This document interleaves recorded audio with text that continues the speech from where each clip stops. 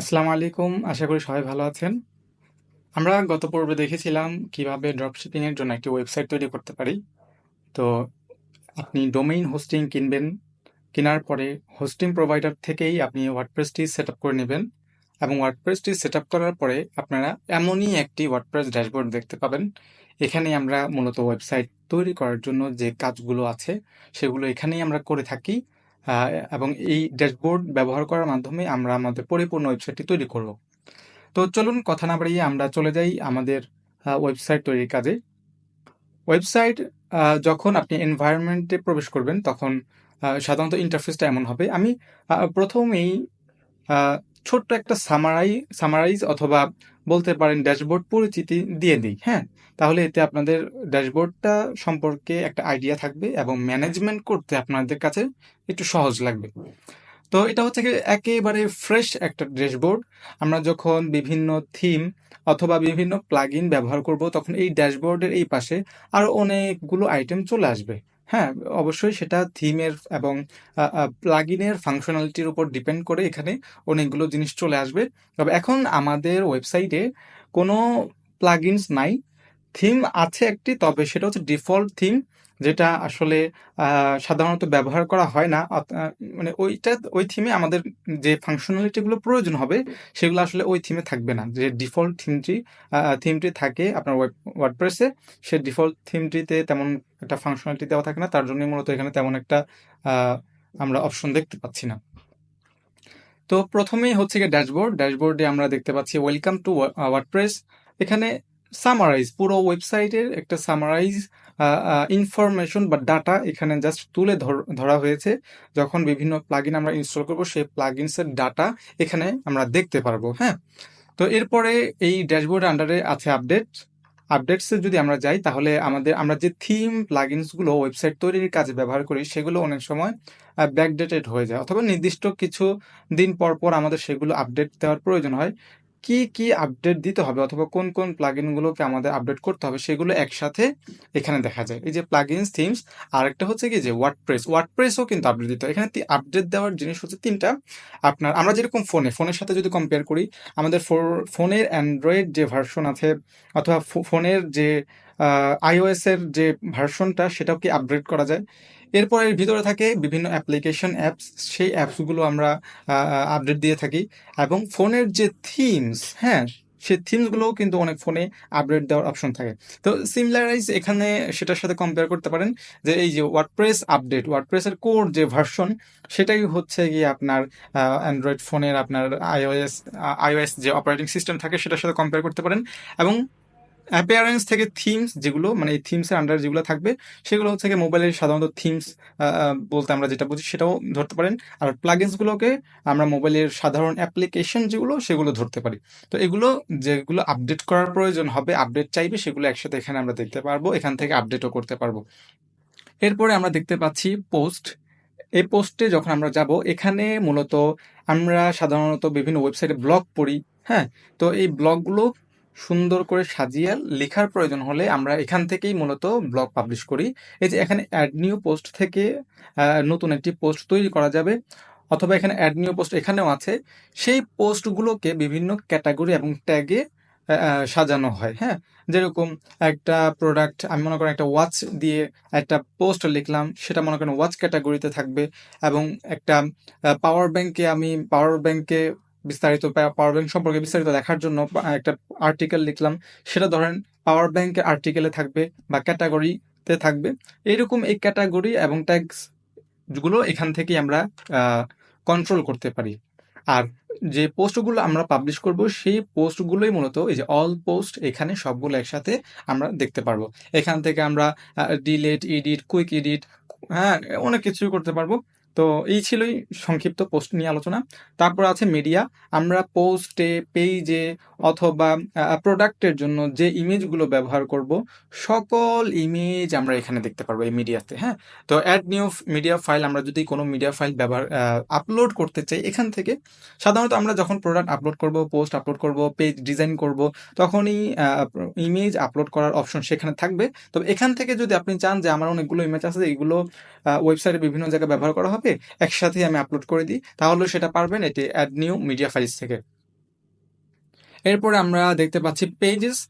আমরা ওয়েবসাইটের যে মেইন পেজগুলো অথবা মেইন ডিজাইনগুলো দেখতে পাই, সাধারণত হোম পেজ থাকে, হ্যাঁ, www.fantasticdokan.com প্রথম ওয়েবসাইট যেটা, সেটাকে হোম পেজ বলে। এবং এই ব্যবসা সম্পর্কে যে পেজটা পাওয়া যায়, অ্যাবাউট আজ, এটাও একটা পেজ। কন্ট্যাক্ট ফর্ম পেজ থাকে, বা প্রোডাক্টের জন্য অথবা ই কমার্স সাইট যেহেতু আমরা বানাবো, এখানে আপনার সব পেজ থাকবে। এই পেজগুলো মূলত এখান থেকে কন্ট্রোল করা হয়। সেম জিনিস পোস্টের মতোই, জাস্ট কিন্তু এখানে পেজের জন্য আলাদা কিছু ফাংশনালিটি দেওয়া আছে, পোস্টের ফাংশনালিটিগুলো কিছুটা ডিফারেন্ট হয়, বাট বেশিরভাগ জিনিসই একই থাকে। এরপরে কমেন্টস। আমাদের পোস্টে অথবা প্রোডাক্টে যদি আমরা রিভিউ করার অপশন দিই, সেখানে কাস্টমাররা যে কমেন্টসগুলো করবে সেগুলো আমরা এখান থেকে হ্যান্ডেল করতে পারবো। এখানে সব কমেন্টস একসাথে থাকবে, আপনি এখান থেকে অ্যাপ্রুভ করতে চাইলে অ্যাপ্রুভ করতে পারবেন, ডিলিট করতে চাইলে ডিলিট, স্প্যাম যদি এরকম মনে হয় যে হ্যাকাররা হ্যাক করার জন্য বিভিন্ন কমেন্ট পুশ করে থাকে, এই টাইপের যদি কমেন্ট হয়ে থাকে, তাহলে সেটা আপনি ডিলিট করে দিতে পারেন, কারণ সেটা খুবই ডেঞ্জারাস হয়ে থাকে। আমরা এই কমেন্টসগুলোকেও কন্ট্রোল করতে পারি আমাদের সেটিংস থেকে, সেটা আমরা ইনশাল্লাহ ধাপে ধাপে দেখে নিব। আমরা কিন্তু কমেন্টস অথবা রিভিউ যেটাই হোক না কেন, আমরা কিন্তু সেটা একেবারে অন করে রাখবো না, যে ইউজার কোনো একটা কিছু কমেন্ট করলো আর সেটা সাথে সাথে পাবলিশ হয়ে যাবে বা আমাদের পোস্টে দেখা যাবে, এরকম কোনো অপশনই আমরা অন করব না। আগে আমরা রিভিউ করব কমেন্টটা, তারপরে যে অ্যাপ্রুভ করব, তারপরে পোস্টে দেখা যাবে বা প্রোডাক্টে দেখা যাবে, সেটাই আমরা সেট আপ করবো, সেটা আমরা অবশ্যই দেখব। এই যে অ্যাপিয়ারেন্স, এই অ্যাপিয়ারেন্স থেকেই মূলত আমরা থিম ব্যবহার করে থাকি। গত পর্বে আমরা থিম নিয়ে অবশ্যই কিছুটা আলোচনা করার চেষ্টা করেছিলাম। তো মেইন জিনিস হচ্ছে কি, আমরা ওয়েবসাইটের যে ডিজাইনটা দেখতে পাবো, হ্যাঁ, সেই ডিজাইনটা একেবারেই 100% ডিপেন্ড করে থিমের উপরে। তো এখানে যখন আমরা ওয়ার্ডপ্রেস ফ্রেশ ইনস্টলেশন করব অথবা এনভায়রনমেন্ট সেট আপ করবো, সাধারণত তখন 3টা থিম দেওয়া থাকে। ওয়ার্ডপ্রেসের ডিফল্ট থিম, যেগুলো আসলে সাধারণত ব্যবহার করা হয় না, হ্যাঁ, টেস্টিং পারপাসে অথবা থিম দিয়ে দেওয়া দরকার তাই দিয়ে দেওয়া, হ্যাঁ, এগুলো সাধারণত ব্যবহার করা হয় না, কারণ আমরা যেহেতু ডেফিনেটলি আমরা ই কমার্স ওয়েবসাইট বানাচ্ছি, এখানে অনেক ফাংশনালিটির প্রয়োজন হয়, সেগুলো এখানে মোটেও পাওয়া যাবে না, অনেক কষ্ট হবে সেগুলো নিয়ে আসতে, অনেক প্লাগইন ব্যবহার করতে হবে। তো আমরা এখান থেকে একটাও ব্যবহার করব না। আপনারা এক কাজ করতে পারেন, এখান থেকে থিম চাইলে তিনোটাই ডিলিট করে ফেলতে পারেন, অথবা ডিফল্ট যে থিমটা অ্যাক্টিভ আছে সেটা রেখে দিয়ে বাকি 2টা ডিলিট করে দিতে পারেন। আমরা বাকি 2টা ডিলিট করে দিই, একটা থাকুক, যেটা অ্যাক্টিভ করা আছে সেটা থাকুক, বাকি 2টা আমরা ডিলিট করে দিই। এতে আপনার থিমের ওয়েবসাইটের যে স্টোরেজ আছে, অথবা আপনি হোস্টিং কিনছেন, হোস্টিংয়ের কিন্তু একটা লিমিটেশন থাকে, 1 GB, 2 GB, 5 GB, 10 GB, 100 GB, হ্যাঁ, এরকম একটা লিমিটেশন থাকে। তো আপনি যত ক্লিয়ার রাখবেন, আনইউজেবল ডাটা ডিলিট করে রাখবেন, তত আপনার হোস্টিংয়ের যে স্পেসটা আছে সেটা ফাঁকা থাকবে। তো আমরা 2টা থিম ডিলিট করে ফেলছি। এরপরে হচ্ছে গিয়ে প্লাগইনস নিয়েও আমরা এর আগে আলোচনা করেছিলাম। আমাদের থিমসে যে ফাংশনালিটিগুলো মিসিং থাকবে সেগুলো আমরা প্লাগইন দিয়ে পূরণ করার চেষ্টা করি। থিম আপনি একটাই অ্যাক্টিভ করতে পারবেন, হ্যাঁ, কিন্তু প্লাগইনস আপনি যত খুশি তত ব্যবহার করতে পারবেন, এতে কোনো সমস্যা নেই। তার জন্য আমরা আমাদের যে ফাংশনালিটিগুলো মিসিং থাকবে থিমে, সেগুলো আমরা প্লাগইন দ্বারা পূরণ করার চেষ্টা করব। এখানেও আপনারা যখন ফ্রেশ ইনস্টলেশন করবেন, তখন প্লাগইনস 2টা দেওয়া থাকবে, আকিসমেট অ্যান্ড স্প্যাম প্রোটেকশন এবং হ্যালো ডলি নামে একটা প্লাগইন থাকবে। এই 2টা প্লাগইন ডিলিট করে দেবেন, আমি অলরেডি ডিলিট করে দিছি, আপনাদের দেখাতে পারলাম না। ওই 2টা প্লাগইন আমাদের এখানে লাগবে না। তারপরে ইউজার্স হচ্ছে কি, আমরা যে এখানে লগ ইন করছি, এখানে ডেফিনেটলি একটা রেজিস্ট্রেশন ফর্ম আছে। আমরা কিন্তু আমাদের ওয়েবসাইট লিঙ্ক www.fantasticdokan.com, হ্যাঁ, আচ্ছা, আমি কিন্তু এখানে লোকাল হোস্টে কাজ করতেছি, হ্যাঁ, আমি আমার কম্পিউটারে কাজ করতেছি, এটা কিন্তু কোনো নির্দিষ্ট ডোমেইন না, আপনারা এখানে কিন্তু ভিজিট করলে ওয়েবসাইট দেখতে পারবেন না, হ্যাঁ, এটা আমি লোকালি আপনাদেরকে দেখানোর জন্য তৈরি করেছি। সাধারণত যখন আপনি ডোমেইন হোস্টিং কিনে কাজ করবেন, তখন আপনার ওয়েবসাইটের শেষে স্ল্যাশ দিয়ে -admin দিলেই আপনার ড্যাশবোর্ডের রেজিস্ট্রেশন ফর্মটি আসবে, সেখানে আপনার ইউজার পাসওয়ার্ড দিয়ে আপনি প্রবেশ করতে পারবেন। সেই ইউজারগুলো আপনি এক বা একাধিক রাখতে পারেন, এবং ইউজার অনুযায়ী আপনি বিভিন্ন রোল সেট আপ করে দিতে পারেন, হ্যাঁ। আমরা রোল নিয়েও বিস্তারিত আলোচনা করব পরে, অবশ্যই বিস্তারিত আলোচনা করতে পারি। তবে এখানে সাধারণ একটা দিয়ে রাখছি যে শপ ম্যানেজার, আপনি চাচ্ছেন যে আপনার প্রোডাক্টগুলো একজন ম্যানেজ করবে, তাকে শপ ম্যানেজার হিসেবে একটা অ্যাকাউন্ট খুলে দিবেন। তারপর কাস্টমার যারা আপনার ওয়েবসাইট থেকে প্রোডাক্ট কিনবে লগ ইন করে, তারা অটোমেটিকলি কাস্টমার হয়েই লগ ইন করবে, সেটা আপনার সেট আপ করা লাগবে না, ওকে এমনিই সেট আপ হয়ে যাবে। সাবস্ক্রাইবার এটা সাধারণত আমাদের লাগে না, মানে ই কমার্স ওয়েবসাইটে লাগে না। যদি লাগে, প্রয়োজন হয় সাবস্ক্রিপশন মডেলে আপনি কোনো কিছু প্রকাশ করতে চান তখন লাগবে। কন্ট্রিবিউটর এরকম আরো কয়েকটা আছে, তবে মেইনলি হচ্ছে কি আমাদের শপ ম্যানেজারটা লাগবে। অ্যাডমিনিস্ট্রেটর হচ্ছে কি ফুল ওয়েবসাইটের অ্যাক্সেস যার কাছে থাকে, মানে আপনার ওয়েবসাইট যখন আপনি এনভায়রনমেন্ট সেট আপ করছেন এবং রেজিস্ট্রেশন ফর্মের মাধ্যমে আপনি প্রবেশ করছেন, লগ ইন ফর্মের মাধ্যমে, তখন কিন্তু আপনি অ্যাডমিনিস্ট্রেটর হিসেবেই প্রবেশ করছেন। যেরকম আমি এই মুহূর্তে কিন্তু অ্যাডমিনিস্ট্রেটর হিসেবেই আছি। হ্যাঁ, অ্যাডমিনিস্ট্রেটর মানে হচ্ছে কি ফুল অ্যাক্সেস, ওয়েবসাইটের ফুল অ্যাক্সেস যার কাছে আছে তাকেই অ্যাডমিনিস্ট্রেটর বলা হয়। এডিটর হচ্ছে কি পোস্ট পেজ এডিট করতে পারবে, সম্ভবত প্রোডাক্টও এডিট করা যেতে পারে। অথর এটা হচ্ছে গিয়ে যারা লেখালেখি করে, ব্লগ সাইটের জন্য অথরটা ইম্পর্টেন্ট। আমাদের এখানে আশা করি অথর লাগবে না। অ্যাড নিউ ইউজার প্রোফাইল বুঝতে পারতেছেন কি। তারপর হচ্ছে টুলস, ওয়েবসাইটের কিছু জিনিস ম্যানেজ করার জন্য, হ্যাঁ, যেরকম ক্যাটাগরি, টেক্সোনমি, হ্যাঁ, এই জিনিসগুলো ডাটা নেওয়া অথবা অন্য ওয়েবসাইট থেকে এখানে ডাটা পুশ করার জন্য এই সেকশনটা কাজ করে। তবে এটা খুব বেশি একটা ইম্পর্টেন্ট না, আমরা ইগনোর করতে পারি। এরপরে হচ্ছে সেটিংসের এখানে সাইট টাইটেল, আমরা সেটিংসটা আজকে ভালো করে এক্সপ্লোর করে ফেলতে পারি, তাহলে পরবর্তী থেকে আমরা মেইন কাজগুলো করে ফেলতে পারি, সমস্যা নেই। তো আপনি সাইট টাইটেলটা হচ্ছে কি আপনার ওয়েবসাইটের প্রথমে যে টাইটেলটা দেওয়া থাকে, এখানে এখানে আপনার শো করে এই যেভাবে, হ্যাঁ, এই জিনিসগুলোই হচ্ছে গিয়ে আপনার সাইট টাইটেল। আমি এখানে মনে করেন আমার ওয়েবসাইটের নাম দিয়ে দিচ্ছি ফ্যান্টাস্টিক দোকান। আপনি আপনাদের ওয়েবসাইটের নাম দিয়ে দিবেন।